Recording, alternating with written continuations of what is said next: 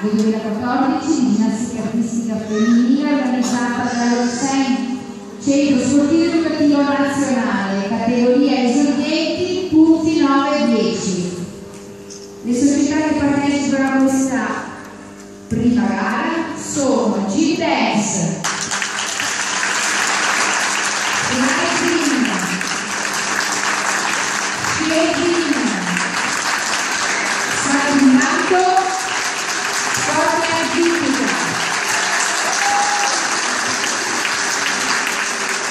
passiamo ai prezzi e quindi Sport Club Ginnica inizia il mini trampolino, alla trave G Dance, al corpo libero salti in banco